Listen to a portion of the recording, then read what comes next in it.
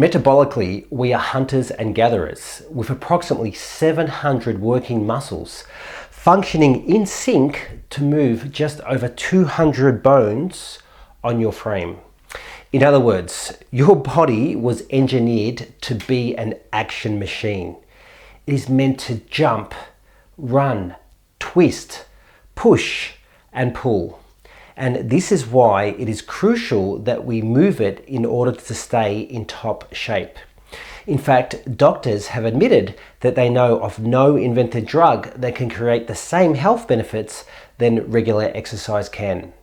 And that's because without it, your organs fail to function properly and your body literally begins to shut down. In fact, this is one of the main reasons why I studied human movement at university, because I knew that nothing had a greater impact on our health and well-being more so than movement. And I was also very aware that not only do very few people actually do enough regular exercise, but even less exercise correctly.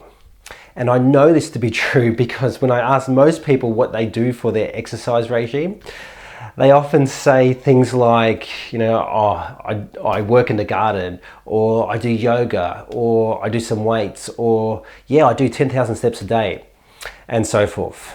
Which, don't get me wrong, it's all good and well, but the reality is that there is so much more to what they should be doing to stay in their best shape.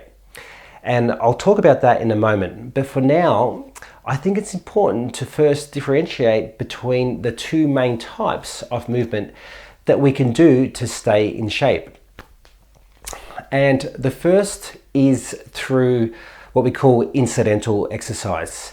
And this includes any movement that you do on a day-to-day basis that's generally part of your life or everyday routine. This may include things like cleaning, gardening, or even walking to work. And the more incidental exercise you can do, the better. However, with that said, incidental exercise alone isn't enough to help you achieve a good level of fitness. And so that's where structured exercise comes into play, which includes engaging in physical activity that is planned, structured, and repetitive for the purposes of conditioning the body. Now, when it comes to structured exercise, you want to make sure that it includes all 5 of the foundational pillars of exercise. The first of which is aerobic fitness. Now, aerobic exercise, often called cardio, is about doing activities that get your heart pumping and your lungs working harder. Things like brisk walking, running, cycling, or swimming.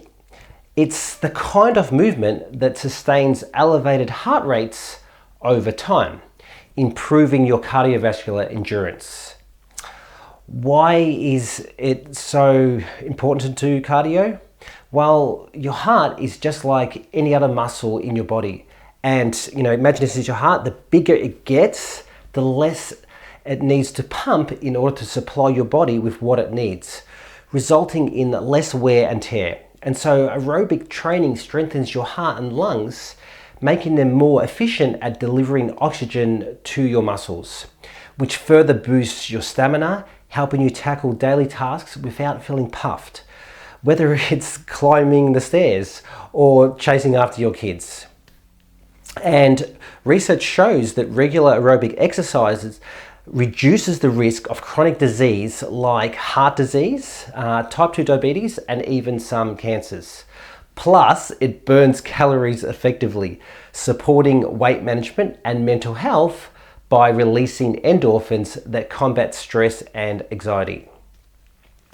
And in order to achieve and maintain a good level of fitness, you want to be doing about 150 minutes of moderate or 75 minutes of vigorous intensity aerobic exercise per week, which can be broken down into sessions as short as 10 minutes spread across the week if desired.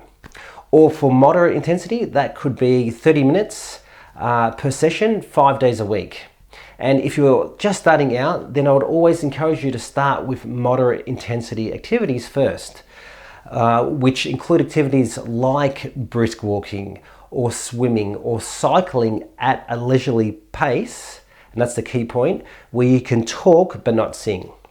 And then only after achieving a decent level of fitness would I encourage you to engage in some more vigorous intensity activities like running or fast cycling, or aerobic dancing, where you find it hard to say more than a few words without pausing for breath.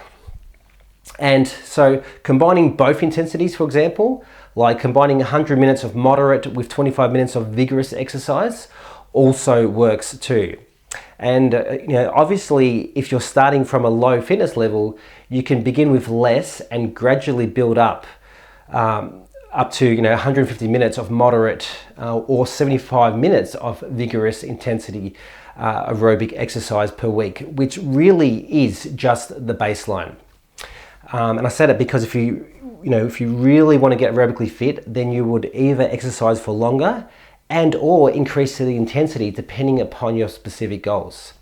And be sure to mix it up with fun options like dancing or group fitness classes to keep it engaging. The next pillar is resistance training, which really is the powerhouse pillar of fitness that focuses on building strength and muscle. This involves exercises where your muscles work against external load, like lifting weights, using resistance bands, or even body weight moves such as push-ups, chin-ups, and squats. It's not just for bodybuilders, it's essential for everyone. The importance here is huge. Resistance training combats age-related muscle loss, known as sarcopenia, keeping you strong and independent as you get older. It increases bone density, reducing osteoporosis risk, and revs up your metabolism by adding muscle mass, which burns more calories even while you sleep. And here's a key point. Training your core is a vital part of this pillar. Your core muscles, including abs, obliques, and lower back, act as your body's stabilizer. And strengthening them through planks, crunches, or Russian twists improves posture, prevents back pain, and enhances overall performance in sports and in daily activities. So a strong core isn't about six-pack abs. It's about creating a solid foundation that supports every movement that you make. And getting started is straightforward. Just aim for 2 to 3 sessions per week, targeting major muscle groups with 2 to 3 sets of 8 to 15 reps. Beginners can use body weight or light weights, focusing on proper form to avoid injury. And then once you get really good at body weight training, and only then should you really start to add additional resistance. And you can progress by gradually increasing resistance sets or reps depending upon your goals. The next pillar is flexibility, which is often overlooked but a vital pillar of physical fitness, as it's all about enhancing the range of motion in your muscles and joints.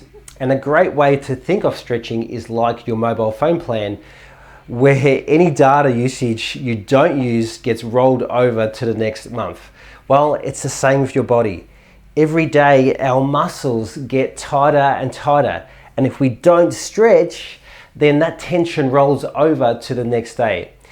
Over a few days this doesn't really matter much, but over months and years it can lead to severe stiffness and discomfort. And so stretching helps to reduce this tightness, lowers injury risk during other activities, and promotes better posture and relaxation, making us limber for everyday tasks like bending to tie our shoelaces or when we're reaching overhead. It also aids recovery after workouts, easing soreness and improving our circulation. And to build flexibility, incorporate stretching into your routine 2 to 3 times a week, doing stretches like simple stuff like touching your toes or stretching to open up your chest and shoulders. as well as stretches which target multiple muscle groups at once, such as the lunge and twist, which is a really great stretch. And you want to hold each stretch for 30 to 60 seconds without bouncing. And always warm up first with light movement to make muscles more pliable. And yoga or Pilates classes are also great for guided sessions, blending flexibility with mindfulness for stress relief too. The next pillar is mobility, which is a dynamic pillar of fitness which goes beyond static stretches to focus on active control over your joints' full range of motion. It's about functional movements like standing up with no hands, thoracic rotations, as well as holds like sitting into a deep squat position and holding for as long as you can, which is amazing for mobilizing your lower body, or even things like hanging from a bar for as long as possible, which is great for the shoulders and decompressing your spine. This pillar is key because it translates to real-world functionality, preventing pain, improving physical performance, and maintaining independence. Unlike pure flexibility, mobility ensures you can actively use that range, such as twisting to grab something or stepping over obstacles without strain. It's especially important for joint health, countering our often sedentary lifestyles, which typically leads to restrictions in our shoulders, our hips, and our spine. And so whether you're an athlete or a desk worker, prioritizing mobility means moving with ease and confidence. And to start, dedicate 10 to 15 minutes, 2 to 3 times a week to mobility training. You want to focus on controlled, smooth motions, breathing deeply. Commit to it and unlock your body's full potential. And this brings me to the final pillar of physical fitness, which is balance, which includes your body's ability to maintain equilibrium during movements or stillness. And having balance is really important, not only because it helps to prevent falls as you age, but also because it boosts stability for sport and daily life by helping integrate your muscles, joints, and nervous system, improving reaction times and overall agility. And so incorporating balance training is easy. Just practice it 2 to 3 times a week for 5 to 10 minutes. You can start simple, hold a single leg stand for 20 to 30 seconds when you begin, or using a wall for support, or heel to toe walks is another great one, or Tai Chi or yoga poses that challenge your coordination and proprioception are great too. In fact, you can turn any exercise into balance training simply by doing it with one leg or one arm instead of two. So just to sum up, in order to stay in your best shape, both physically and mentally, it's essential that you keep moving. And in order to get the most from any structured exercise, it's essential to ensure that you're covering all 5 pillars. Doing a few pillars and not the others will only lead to imbalance, a lack of results, and even potential injury. For example, it's no good being fit if you're very weak and so tight that you can't function properly. Or it's no good having big muscles if you have no fitness and flexibility. For me personally, in order to stay in my best shape, I usually do incorporate all 5 pillars of exercise into 3 sessions per week, usually at the gym, but also sometimes at home here to break it up. And this often includes some high intensity cardio, like rowing, the air bike, doing things like medicine ball slams, or on the ropes, or anything else. I then move into some resistance training where my intention is to maintain a high level of muscle mass and strength through full range of motion as much as I can. Rather than resting between sets, I will often do mobility exercises which makes my workouts more time efficient too. So I kind of blend them together. And so many of the exercises I do also require a high level of core strength and balance, which also ticks off some more of the 5 pillars.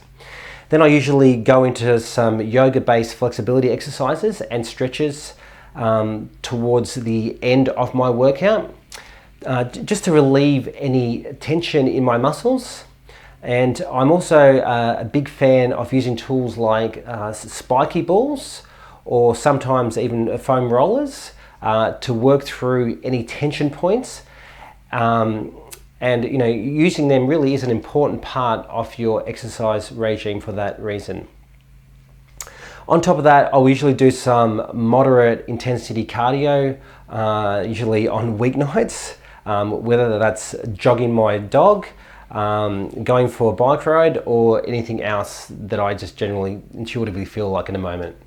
And I always push myself pretty hard, which is an important point, because remember that your body adapts over time. And so if you want to get good and steady results, then you have to consistently overload your muscles in order to give them a reason to change. Otherwise they won't. For example, if you do 10 squats today, then try to do 12 squats next time. Or if you ran 5 kilometers today, then try to run 5.2 kilometers next time. Or 5 kilometers at a faster pace and constantly try to beat your PB. Consistency and overload really are a key part of exercise. So push yourself hard enough to get results, but not too hard that it becomes unsafe. And if you're new to exercise, remember to always consult with your doctor and or other allied health professional before beginning any exercise program, as they will help you to identify any pre-existing health conditions or risk factors which may influence what you can and can't do in order to stay safe. And working with a health professional like myself, who is trained in exercise science, is a really great place to start, because we can put together the best exercise regime for you to get the best results. Okay, so let me know, are you consistently engaging in the 5 foundational pillars of structured exercise each week? And if not, then which aspects do you most need to focus on right now? Thanks for watching. Be sure to like, comment, share, and subscribe to learn more about the other essential attributes of staying in your best shape. And until next time, watch what you chew, do what you need to do, and always live true.